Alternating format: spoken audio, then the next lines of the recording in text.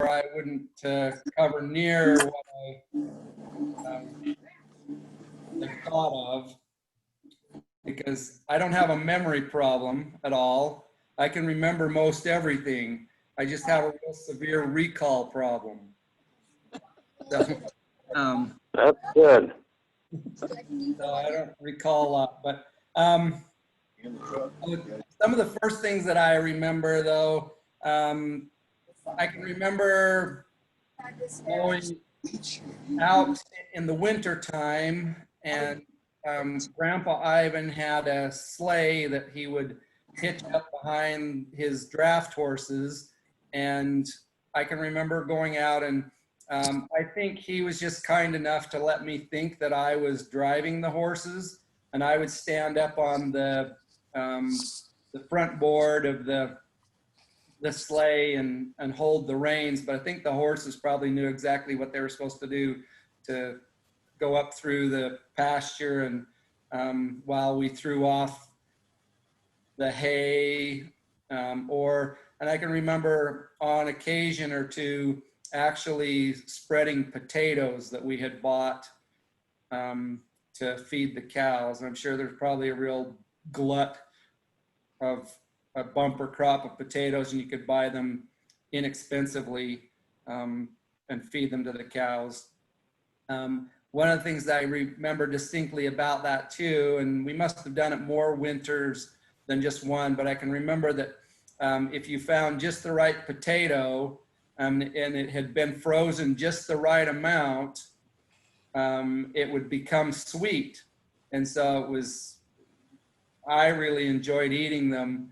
You just cut them open and cut the peel off and just eat it like you would an apple or something. But I can remember with Ivan, Grandpa Ivan, several times with him farming with the horses. Another time, and someone else may remember what I actually said, but he had a load of hay on a wagon, and we were going up the pretty steep hill back behind the old haystack yard and the grain. What? I want to see. And I was hanging. Oh, I don't know how to do that. And someone was sitting and Grandpa was driving the horses, and I was hanging on to one of the bales on the back, and we hit a bump and I lost my balance, but I was hanging on by one of the strings. And so the bale of hay rolled off and fell right on top of me.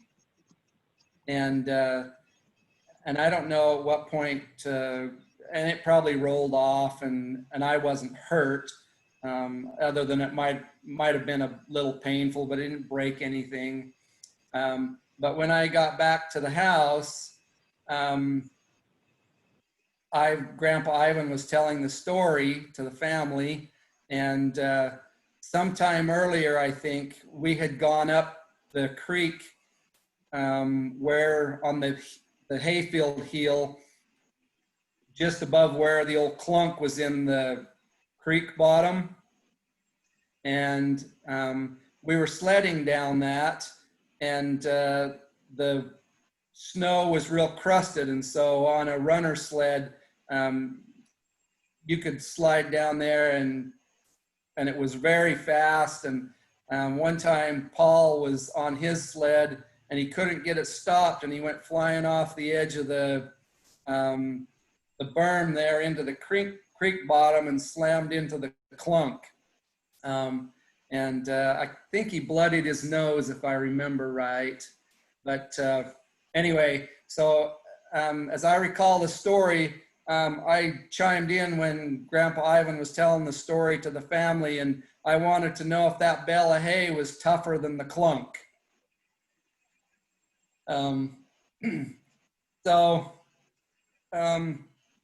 Another memory I had, and Luana talked some about Kim and Jim milking the cows up in the old barn, and that they had a Tumwater can. And I remember that very distinctly, that they would watch closely. There was no like you know, cement floor or drain that they could wash the stuff down. So they didn't want any more cow waste going on in the barn than necessary. So whenever they could sense that a cow was lifting her tail, they would start yelling, "Tummer, tummer, tummer," and someone would grab that big gallon can, maybe it was larger than a gallon can with a handle on it, and they would catch it and then throw it out the door. And we would go up there and just watch. I don't know what we would do, but we'd go up there while they were milking sometimes as young kids. And I can remember on more than one occasion, Jim would convince us that he was, and the cows would get grubs in their back, just fly larvae that were laid there and would grow, and you could pinch them out, and they were just a, you know, pretty good sized larva. And Jim, and I don't know if they just popped them out because it was, I guess you'd have to ask Jim whether there was some medical reason they did that or they just did it because you could, but he would pop those out and then had us, at least me, and I think probably Luana and Paul, convinced that he would pop those in his mouth and eat them. On another occasion, I can remember we were up there, Paul and I, and Luana might have been with us too, but they always had a lariat or two up in the barn, and Jim was pretty good with it. I don't think Kim was quite as good as Jim was, but they both could catch a cow by the legs or a calf by the legs if they needed to. But anyway, one day, I don't know how it all started, but they started roping us. We'd run across the dried barnyard there, and I don't remember there being any fresh stuff, but it was all just, it was the holding area for the cows, and it was basically just dried kind of pulverized manure, but wasn't probably as soft as wood chips. But we'd run across there, and Kim and Jim would try to rope us. And they started out, they would just throw it over our heads. And of course, we had all seen a rodeo. We knew that you could catch, that a good roper could catch a cow by the legs. And so somehow we convinced them, well, I think we challenged Jim that he couldn't catch us by the legs. And I think Jim was good enough that he knew he should only catch us by one leg. And so we would run, and he caught us a time or two with just one leg so that we wouldn't wrap us up and just make us face plant. And so anyway, and I can remember that we were probably a little surprised that he could do that. And so then we convinced him, challenged him that he couldn't catch us by both legs. And finally, I think he consented, and he was good enough that at least he caught me by both legs. And you can imagine what happens when that rope cinches up about your ankles on both legs. I just face planted right in the barnyard. So I only remember doing that one time.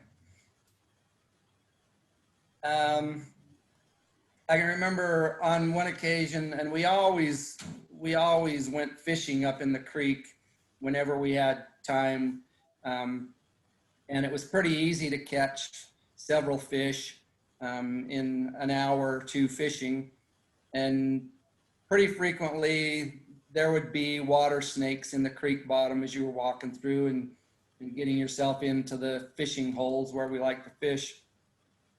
And I have this real strong aversion to snakes. I don't know why. I've never ever liked them. And when I see a snake, and especially when I was younger, I haven't noticed it so much. I haven't been in such close contact, but I get this burning sensation in my nostrils, probably real similar to the feeling that you get when you eat horseradish. But it wasn't uncommon that we would run across a snake in the creek bottom. Well, this particular time, we saw this snake, and he was exceptionally large for what we were accustomed to. And I can't remember, I was with Paul and we were messing around, and we probably I'd have been in my early teens, and probably Paul in his mid-teens. But somehow we got this, I don't know if we killed the snake in the snake bottom, but we, once we realized it was a rattlesnake and not just a water snake, we were pretty amazed that we hadn't gotten bit by it. But somehow we chopped its head off and took some sticks or something and carried it up.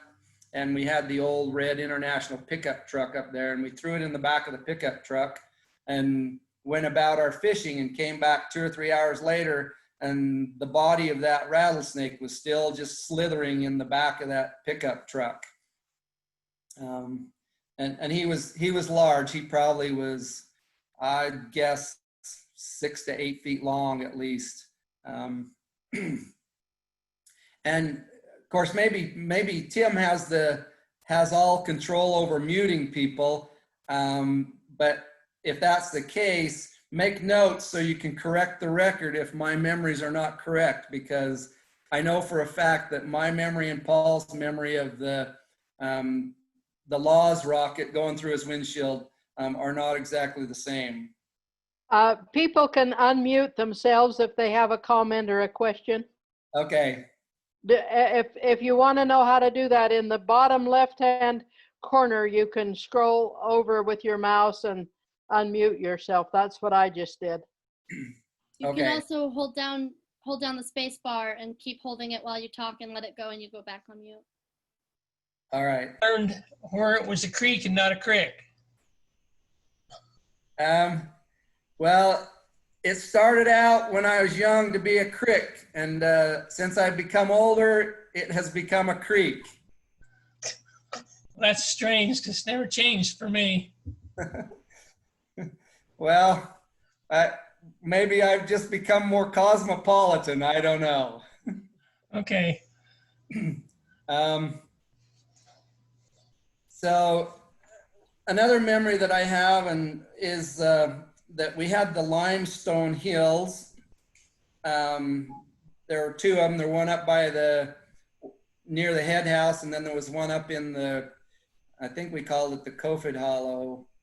But the one up by the limestone, we had all kinds of little implements and some cars and stuff, and we'd go up there, and it was soft enough and that you could get it wet, and then you could rub it with like a steel pipe or a steel square bar tubing or something like that, and erode it away. And we'd make little roads to run our matchbox cars on, and we'd make little stream channels, and you dump water up top, and it would go through the channel, and then water fall out a hole you drill into the next.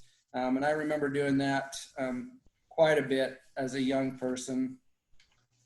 Must have been while I was working. Yes, yeah, I'm sure that the only way we got up there was riding in the Jeep with the pipe trailer or something, or when somebody had to go clean the head house. So that was a perk of not being one of the older siblings, I'm sure. Another memory that I have, when I first entered, I didn't go to kindergarten. And so when I entered 1st grade, one of the first things that our teacher required us to do was recite our ABCs before we could leave for recess. That was just, you recited your ABCs and then you went out to recess. And I can remember that for a couple of weeks, I was not able to go out to recess because I didn't know my ABCs yet in the beginning of 1st grade. That was pretty traumatic for me, but that was just the facts of life at that point. And to this, I can't remember in second grade, I can't remember my teacher's name. Ben probably would remember. But my second grade teacher, she was a real young, pretty woman. I can't tell you for sure if she's single or married. I think she was single, but I really had a real crush on her. And one day we were doing some kind of craft, and the front part of the classroom had the desks and the back part of the classroom had some carpet on it. And we were back doing this craft, and somebody had left a thumbtack or dropped a thumbtack, and it was point up, and I kneeled on that thumbtack and drove it clear into my knee, and I think probably into my kneecap, to the point where it stuck hard. She couldn't just pull it out. She had to, there was some resistance from it being stuck in the bone. And I can remember that that was just, I was almost glad that I had that experience, because she showed me so much attention, and I was crying, and she picked me up and gave me a hug and tried to console me. And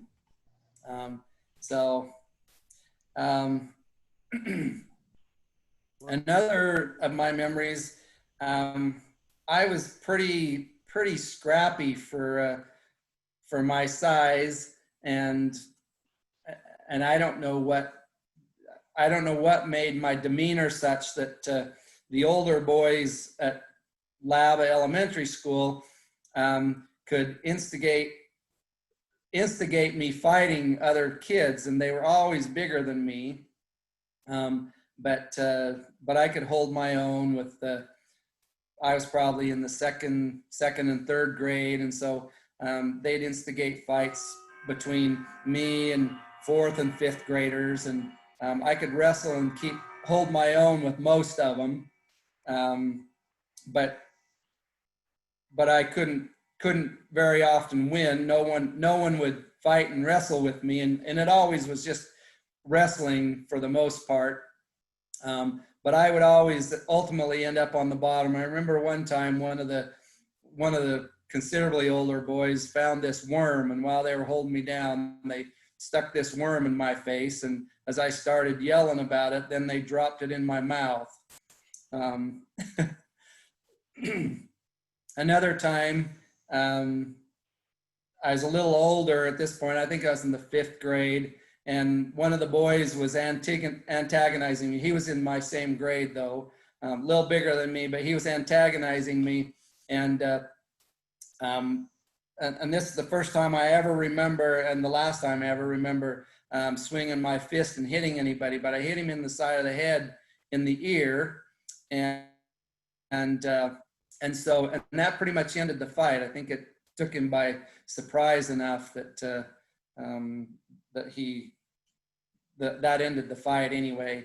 And the next day he came to school, and he could blow air through his ear. He could close his mouth and pinch his nose, and he could blow air through his ear. And he told me that I had done that, and he was gonna have his dad sue my dad. And of course, that was, anything to do with money was just absolutely terrifying to me.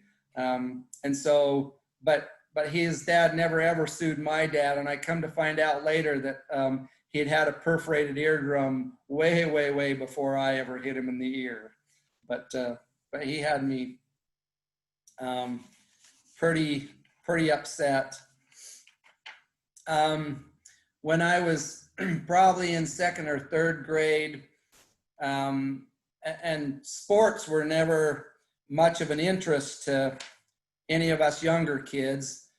I think probably Roy was interested in playing basketball, I think. Clinton, probably not so much. Pretty sure Kim wasn't. I know Ben wasn't. Paul wasn't. So I didn't have much experience with sports and anything, but I really enjoyed playing basketball at recess in the gymnasium. And I was probably second or third grade. And so I told Mom that I needed some tennis shoes. You weren't allowed to, for the most part, I would just be barefoot or in my socks, but they finally made a rule that you had to have tennis shoes to play on the court surface.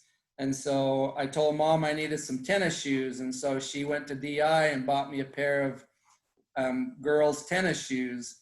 And I wore those a time or two, and I got teased so badly that finally I just went and I would sit on the bleachers and stick my feet underneath. I'd put them on, but I'd stick my feet underneath the bleachers where no one could see them and just watch the boys play basketball.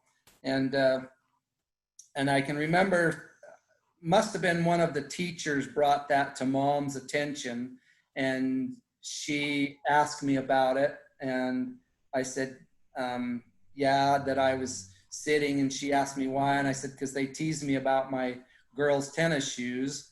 And I don't know if she was aware of the trauma of that before, but I can remember that she came at some point soon after that to school and picked me up before school was out. And we went down to the department store downtown.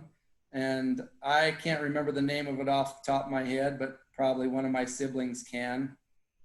And she bought me a brand new pair of red Converse tennis shoes.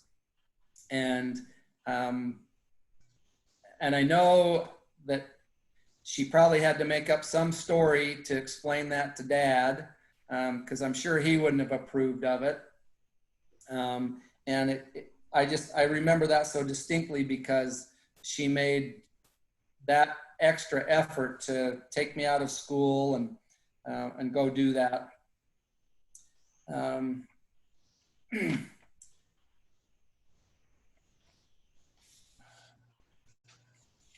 She was probably like me anyway, and Mom did all the finances, so he didn't even know. Very, very possibly. And he may have been so unobservant that he didn't know. I'm sure that I was the first sibling that I can remember that got a brand new pair of tennis shoes.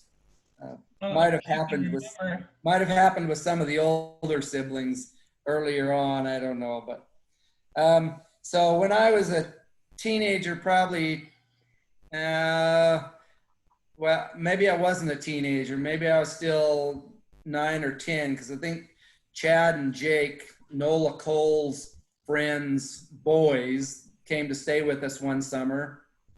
And I think they were 14. I think they were the similar or same age as Paul. Maybe they were anyway. And they were always jealous because Paul had his driver's license. He would have been 14 or 15. And they were always jealous of him because he had his driver's license. And they were from Orem, Utah, or Roy, Utah. And they didn't, so Utahns couldn't get their driver's license till they were 16. But we were allowed to drive the tractor. And so they would drive the tractor from the England place down to the Roger Johnson place quite often to move sprinkler pipe. And one day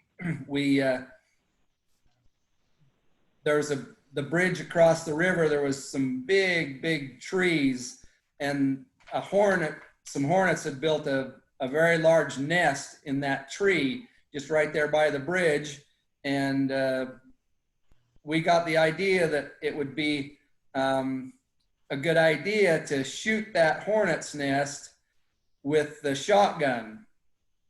And so, and we typically carried a shotgun or 22 or something with us to shoot squirrels or whatever. And so anyway, this particular day we had the shotgun, and the plan is that we would, and you come down the hill into the river bottom, and there was a bridge there, and then you had to go back up out of the river bottom and a small lane, and then you get on the highway.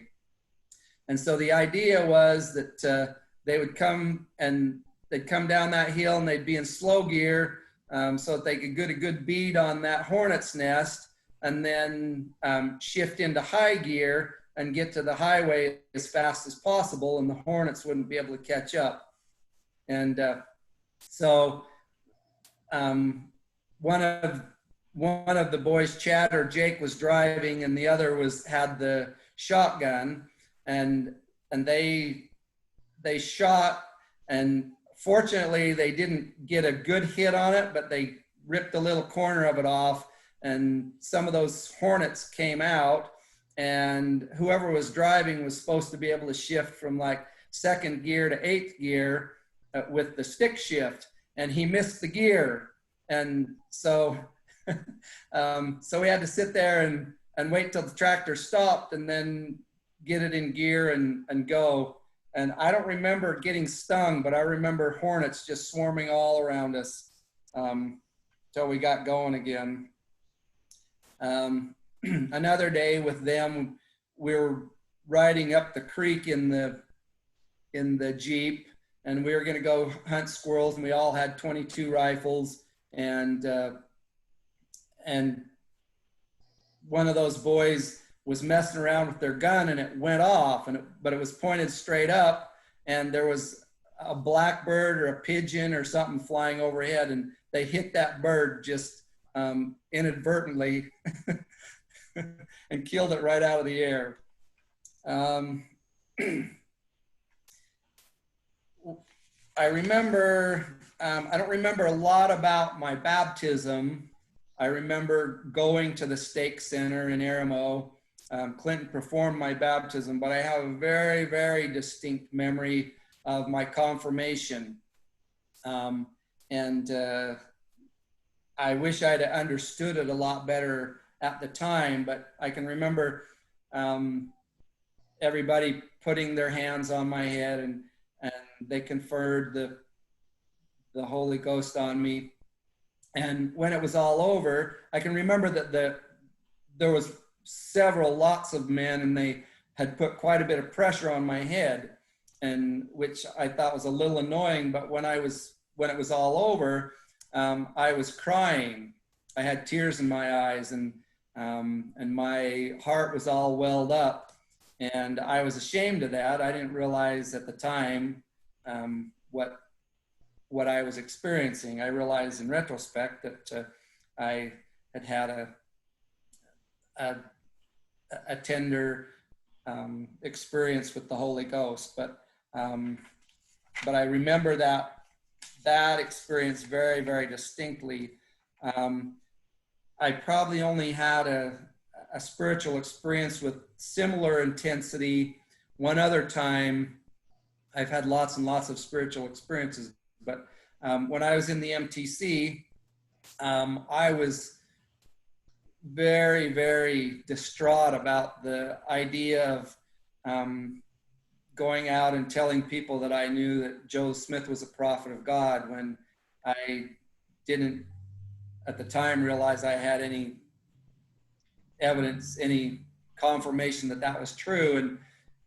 And so me and one of my roommates, I think there were 4 of us in an MTC room, and one of my roommates, he was having some real emotional struggles of his own.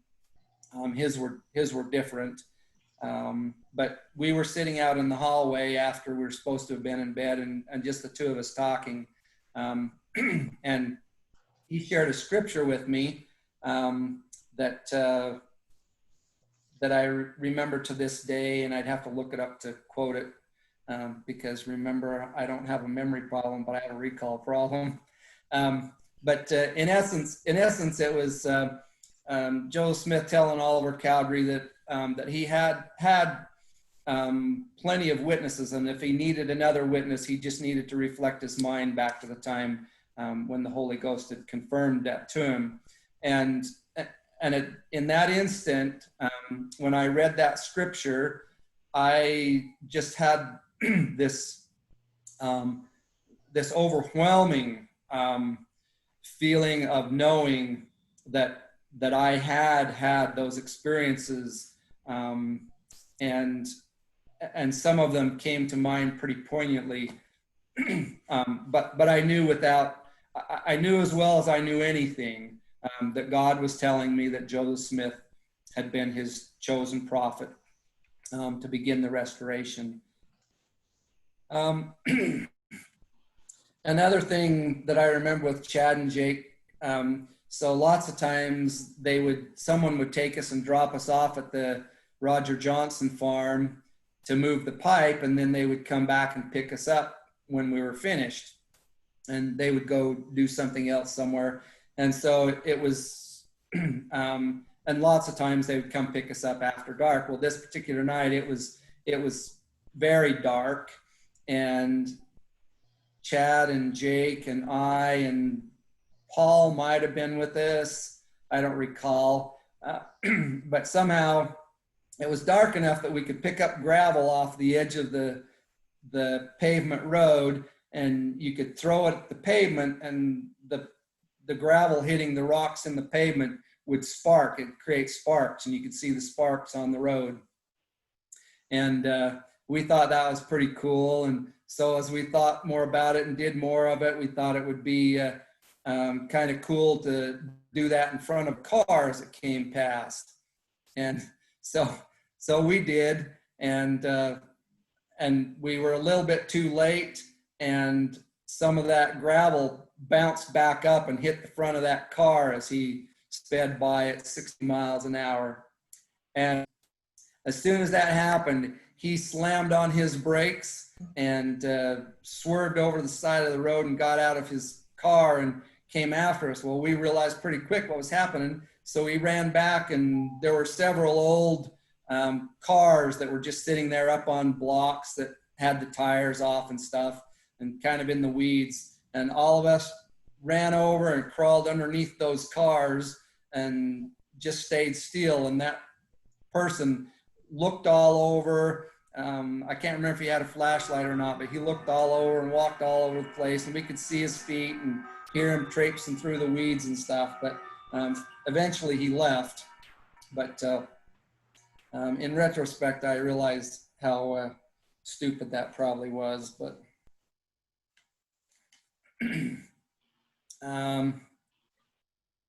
so another testimony building experience I had. So it was very rare that I ever dared ask my folks for money for anything.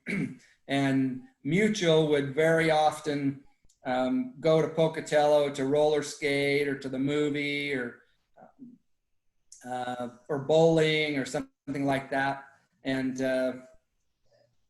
lots of times I didn't go because I didn't have any money, and I don't recall if I would ask Mom and she didn't have any money to send me. But so there were lots of times that I didn't go to those activities because I didn't have enough money to pay my way into the movie or to pay for the roller skating or bowling or whatever. But when I was 14 years old, I had gone to a youth conference or something, and someone was talking about paying tithing, and I decided that I would start paying my tithing. And and there was never ever an incident after that I didn't have the money to go on the Mutual activities, regardless of what it was, where it was going. And sometimes it was pretty amazing the circumstances that I would end up with the money. I mean, someone would call me that morning and ask if I'd come help them load a load of hay, or come drive a car or vehicle somewhere for them, or just lots of different unique things that had not happened to me prior to that, to generate my own income. I can remember that at junior high graduation, they had a big banquet, and probably some kind of program that went along with it. it was a big deal, and you'd invite your parents, and you know, it was like a steak dinner banquet catered and stuff. And I can remember trying to think of multiple ways to avoid taking my mom and dad to that banquet, because I was so embarrassed. I think more so embarrassed of my dad, because at that point he had his ZZ Top beard going on. But mom being overweight and her hair was gray, and you know, and she didn't fix it up and curl it like she did when I was younger. And so, but we did end up all going. And I remember thinking at that point, once I saw so many of my other peers' parents, that I wondered why I had been so embarrassed. But they weren't the most handsome and beautiful, but they weren't the least either.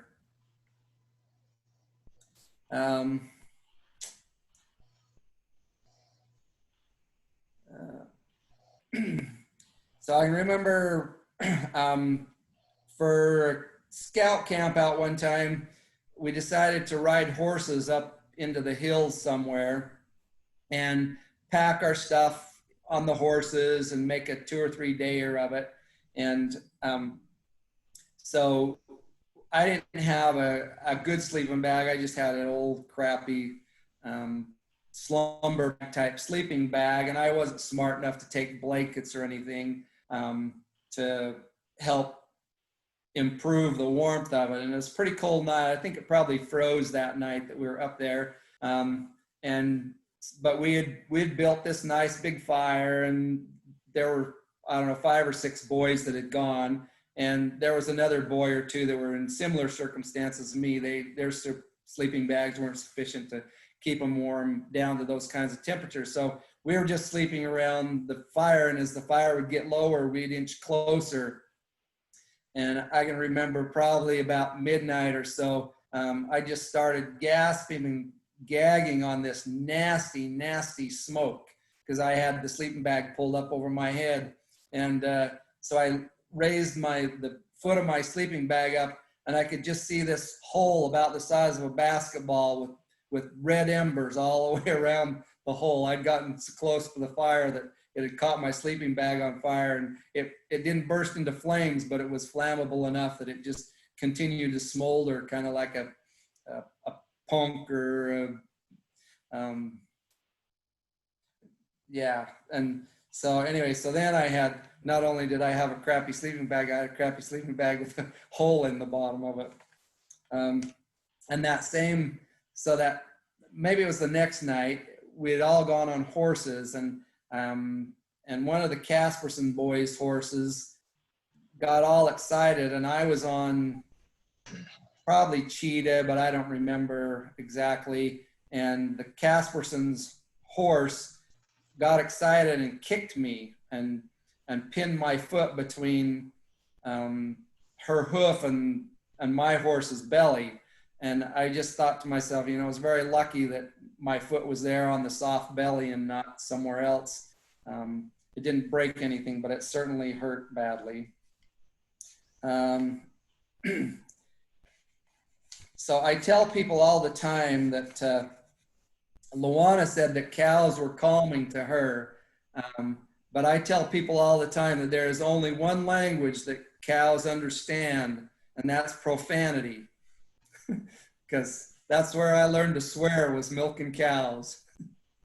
And I was certain that they didn't respond to anything but me yelling at them swear words. So probably now I would recognize that maybe that was. Maybe we taught them that as an older generation.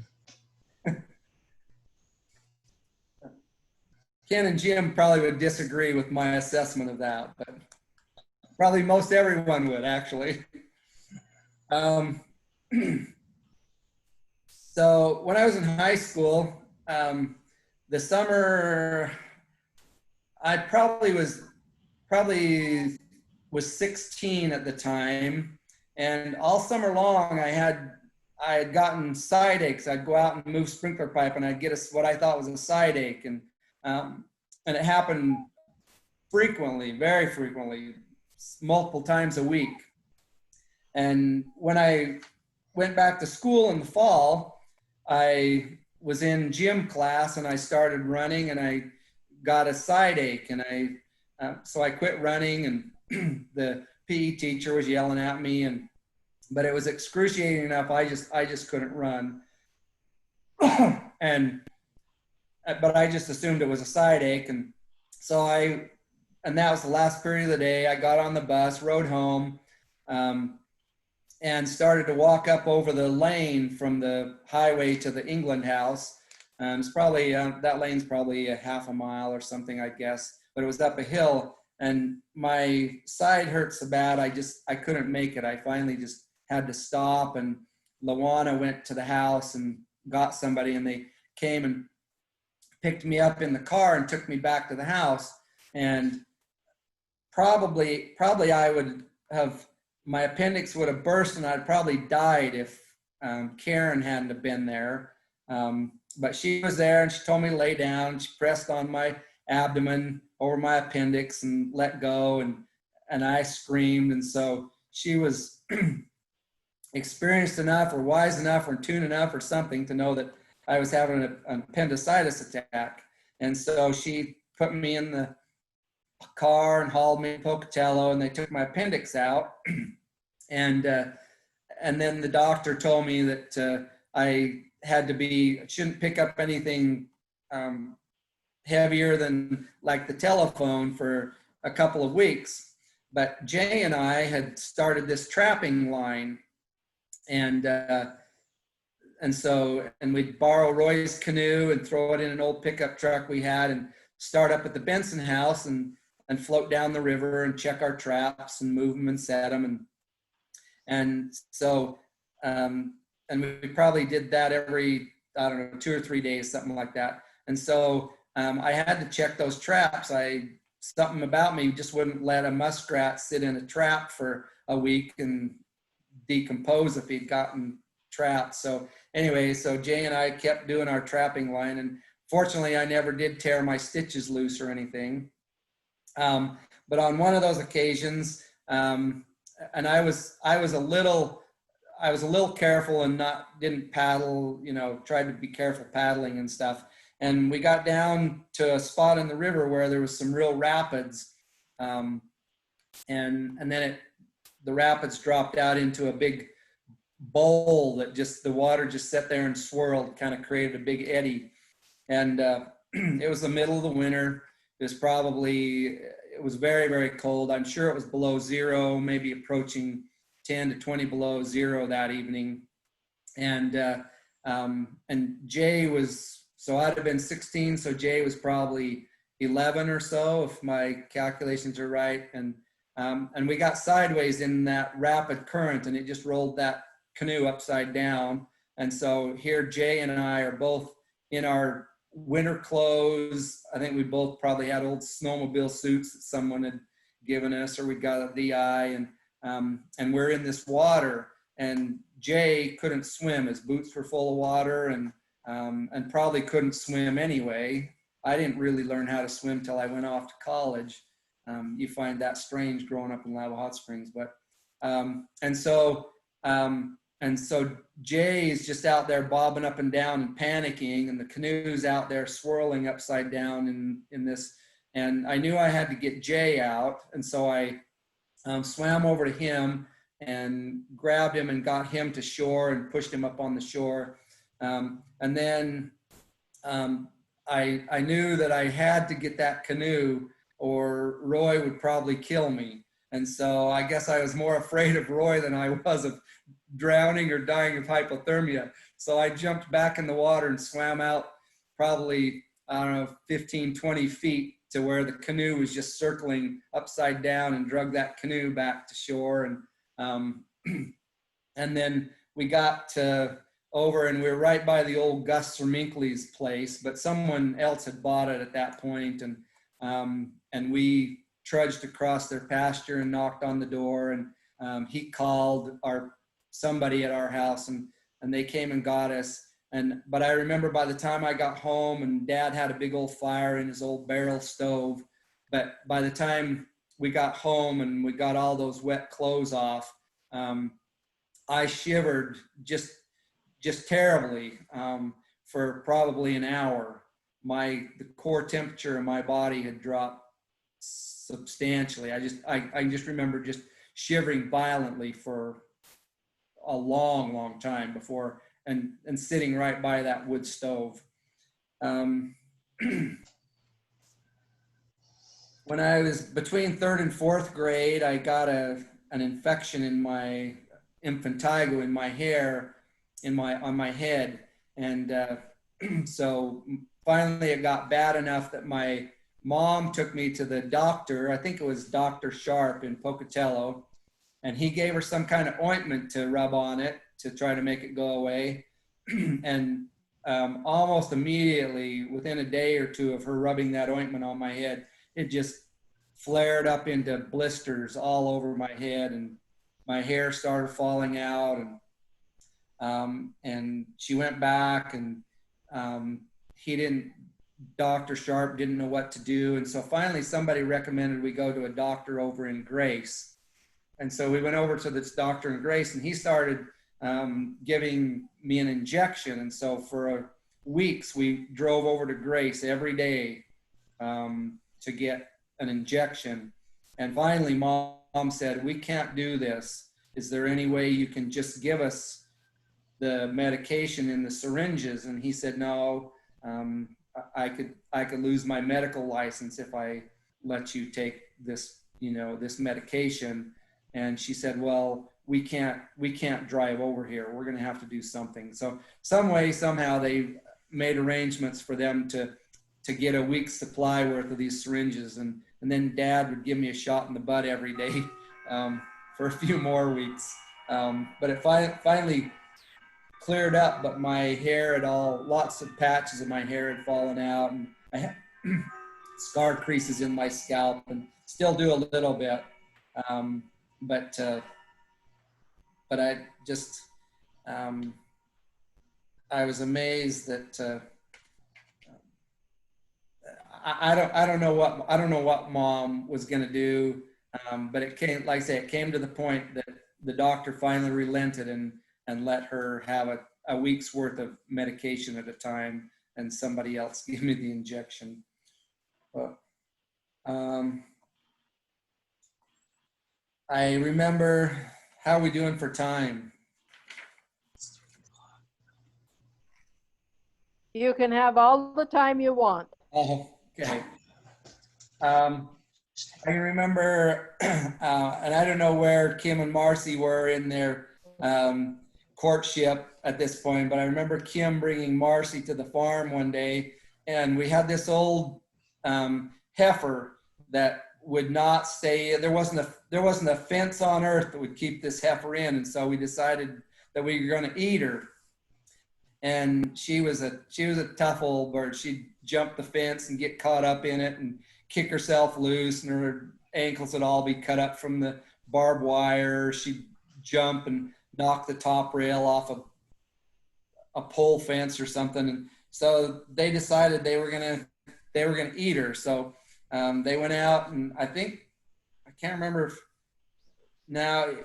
Roy had an old pickup truck. And so anyway, to kill her, they were gonna shoot her in the head. And so somebody shot her in the head, and it didn't kill her, and she started running all over the place. And so somebody grabbed the gun, and somebody jumped in the car, and a couple of people were in the truck, and they were chasing this cow all over the place, trying to get a shot at her again, and they'd shoot and miss, or shoot and hit her again, and she wouldn't go down.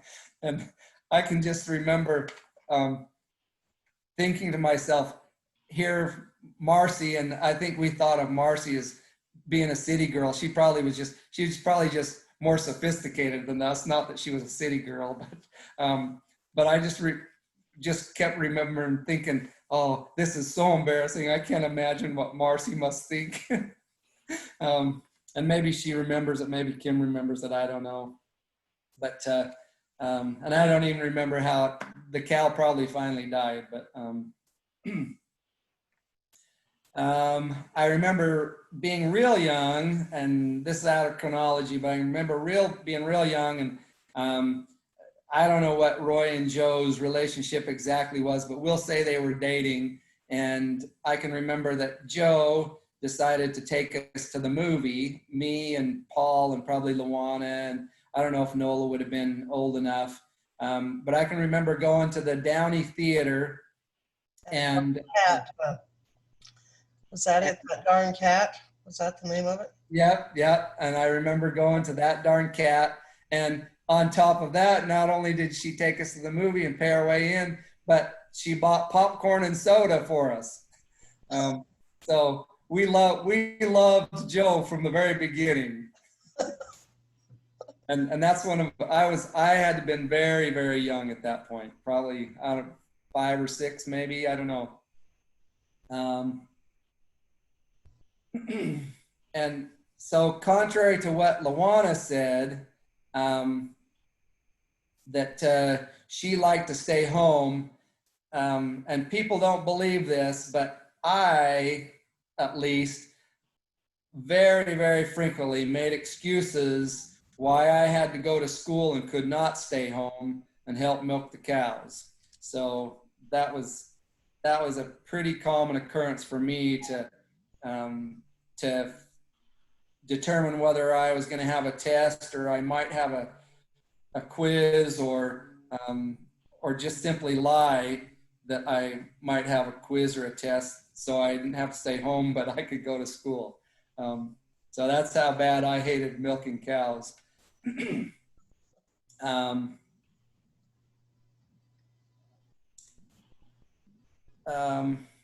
And to kind of follow that up, so later, after I got home from my mission, I went to Logan, and I stayed with Linda for the summer, and I was gonna go to Utah State University.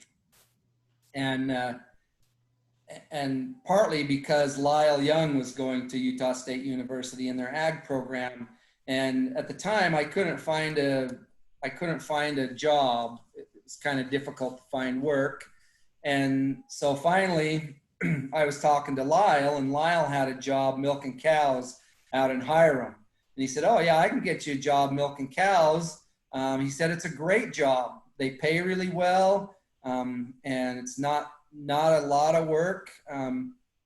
And he said, "Yeah, come with me and I'll talk to the guy and we'll get you a job milking cows." And so I went with him, and sure enough, the old farmer hired me. And so Lyle and I would milk. I can't remember if we milked. I think we milked together some, but the schedule's probably a little different. But I hated milking cows so bad that only lasted 2 weeks. And I told Linda, I said, "You know what? I'm going to go to Rick's college, and I think I'm just going to leave and go up there and find a job and work till school starts." So my experience milking cows probably was different. Well, I know it was different than Lyle's, because Lyle thought that was like the best job on earth. Let's see.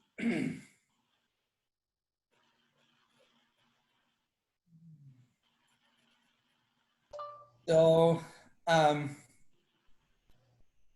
can remember the years with Dad and the Jan Christensen and his cows grazing on our place, and Lawrence Critchfield and his schemes, and supposedly getting a big loan and lots of free money for Dad, and then Muir Brooks buying our cows and at a real premium, and so those years were pretty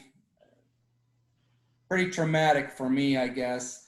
But I can say that one of probably the best day of my life up to that point in my life was the day the trucks showed up to load the cows and haul them to Muir Brooks Dairy. Now, we never got paid for them, We sold them at a real premium. We never got paid for them. We sent an awful lot of grain and hay to them over a couple of years and never got paid for it. But that was the highlight, was when they loaded up and pulled out of the barnyard with the cows. Dad and I, in those years, and I'm sure I was a teenager and a very, very smart one at that. I had probably most of life figured out. But Dad and I used to butt heads very, very frequently and very, very aggressively. I know more than once, Mom stepped between us so that we didn't come to blows. But I did not appreciate his views of just continuing to string on, and I know it went on probably 10 years, but I was there for 3 or 4, and Lawrence Critchfield was going to get him money every day. Tomorrow, or early next week, but usually it was tomorrow. I'm sure that went on for 10 years, but while I was there, it was 3 or 4. But in the process of that, and I'm not really sure how they came in contact, but I think it was through Muirbrooks. They came in contact with a man named Phil Battistone, and he had a dairy down there in the same area, and maybe he bought some of Muirbrooks' cows when Muirbrooks went bankrupt. I don't know, but we started, I guess you could use the term, selling hay to Phil Battistone. I'm not sure that we got paid very much for the hay that we sent to Phil Battistone, but he would come up with his truck and I would help him load. He would come up with him and a hired hand that he had, and we would load his truck. It wasn't a semi, but it was a pretty big flatbed, and we'd load his truck up probably about once a week. And he'd always have soda, and he'd always pay me $20 to help him load the truck. And I thought that was pretty good. But when Mom and Dad would go down to get their money from Lawrence Critchfield, and I say that tongue in cheek because they never ever got, well, I shouldn't say that. Once in a while, he would send them back with $100 or so dollars. But that was the exception, not the rule. But when they were down there, they would always stop at Phil Battistone's dairy, and he had some arrangement with at least some of the grocery stores to go pick up their produce to feed to his pigs.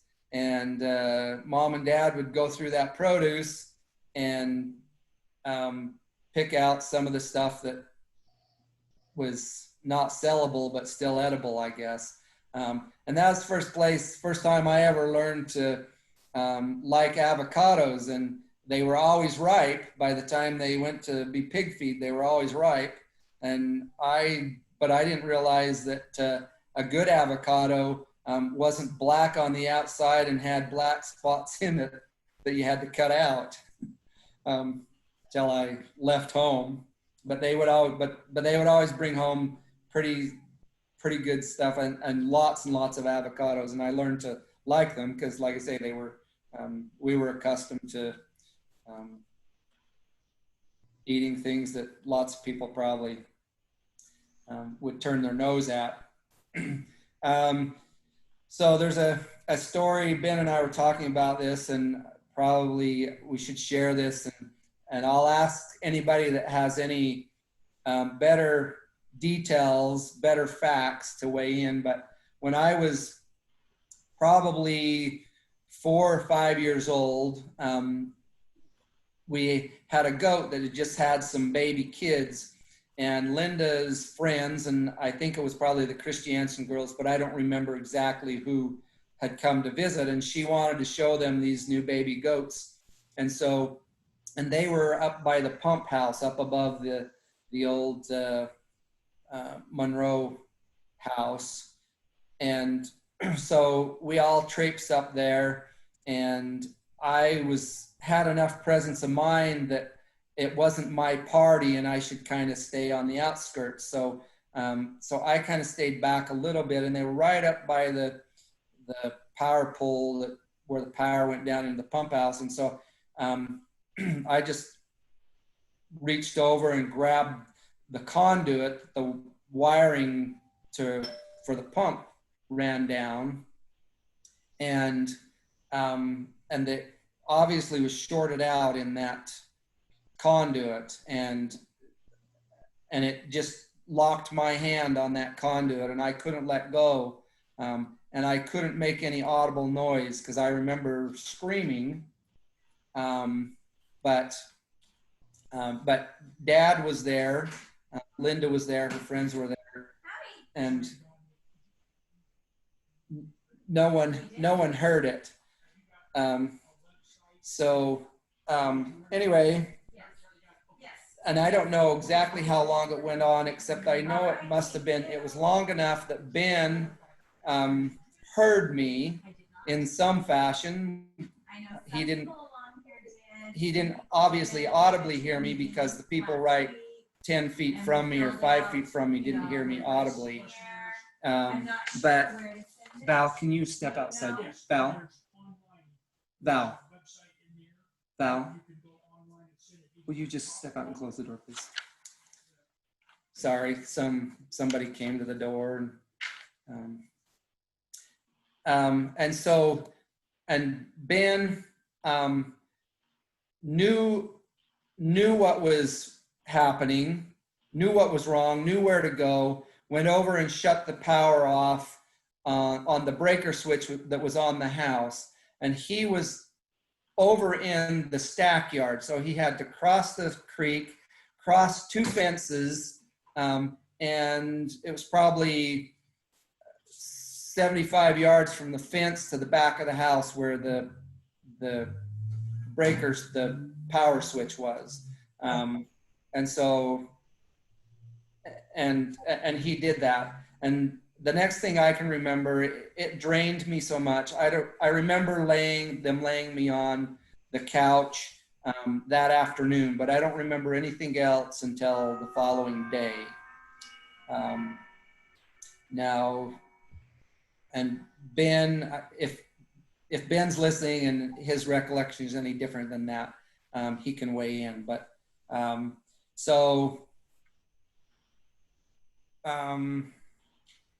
let's see.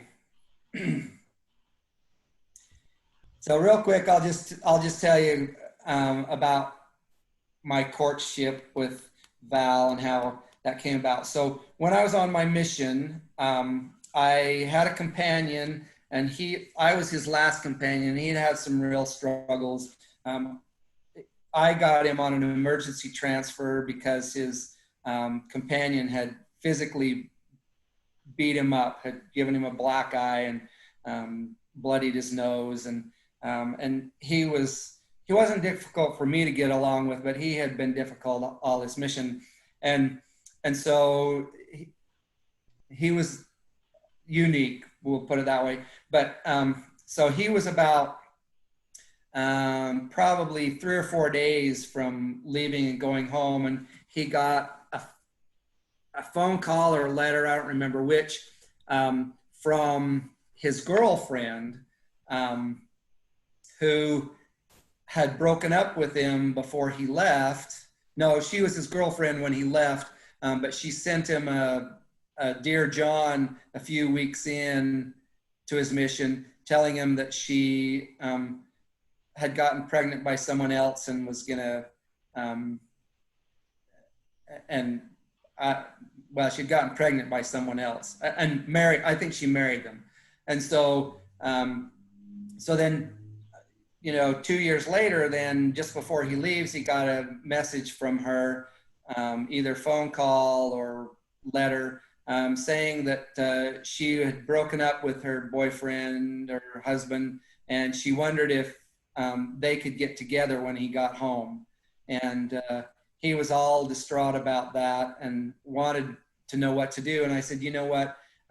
She kind of has made her choices. And I said, I would suggest that you don't jump into anything. You just go home and experience dating and find out, what is available for you out there. And I said, so I'll make a deal with you. If you'll commit to dating 5 girls before you get married, I'll date 50. And so that was kind of, I went to Ricks College, and I probably came close to that.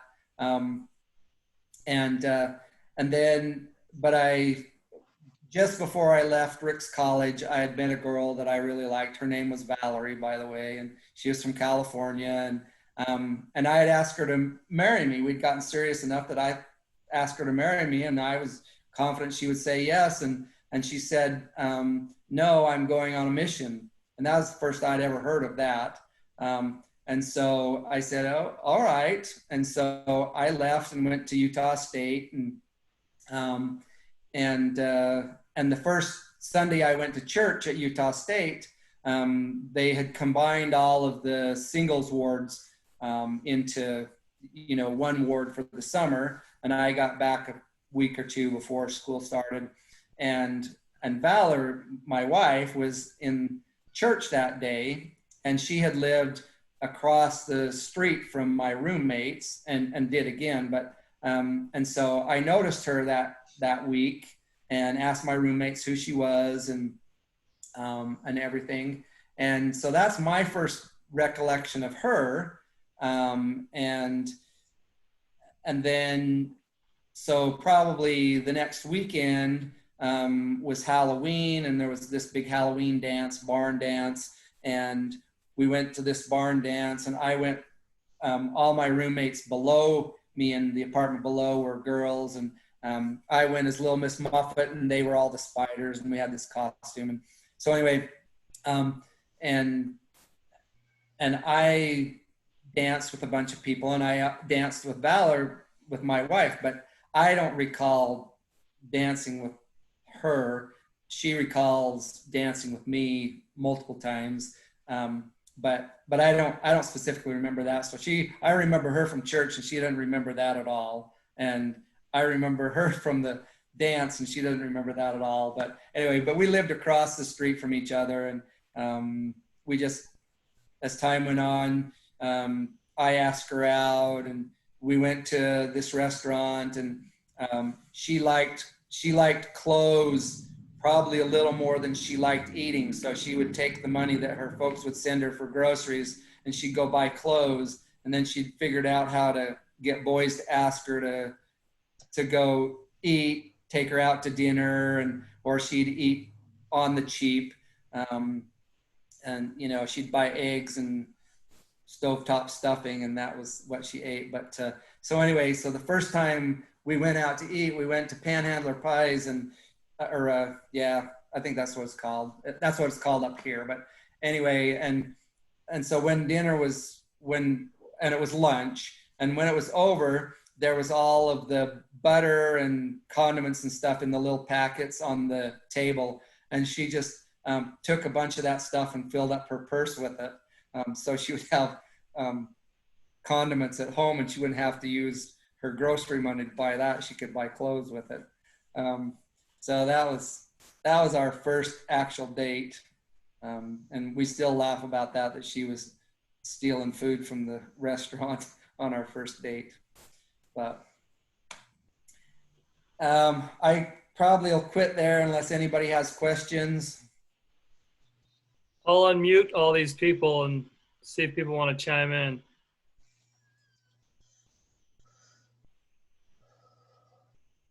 I don't know how to chime. I can make noise. That's about all.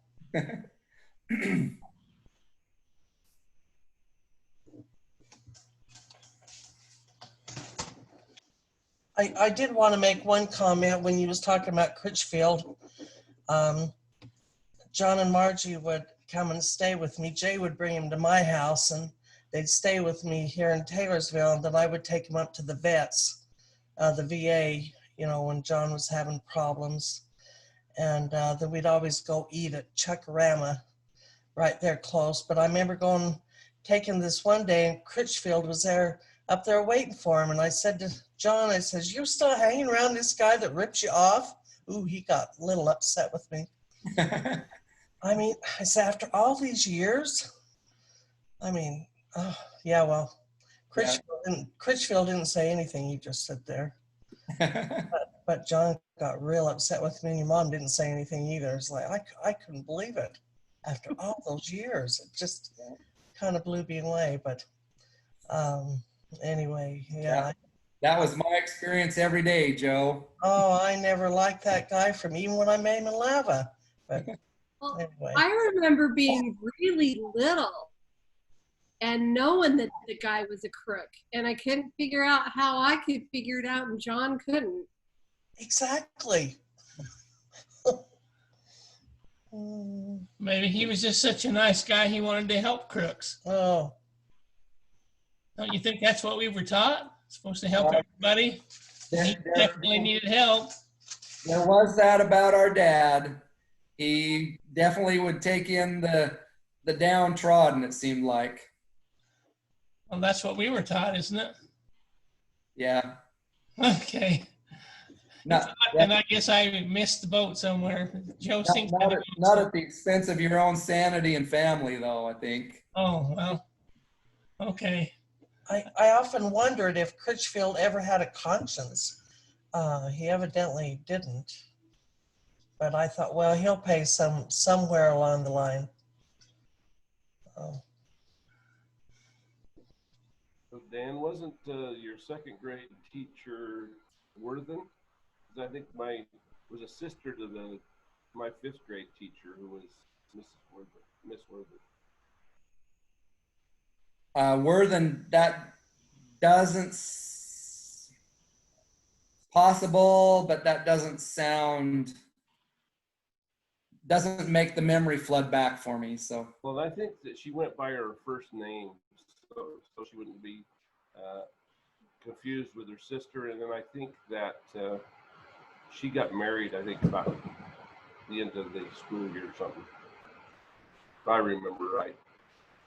yeah, I can't be sure. If you could remember her first name, that might bring it flooding back for me. I don't know. Good luck. I don't know who my second grade teacher was either, because I think there must have been more than one. Yeah, but you didn't have a crush on her. And you still can't remember, huh? Nope. That you know about. Well, Dan, it sure has been interesting. I really enjoyed it. I'm not trying to cut anybody off. Anybody else can have questions if they want. Now, it agreeable with everybody that we do it on Zoom next week? Sure. That's been fun.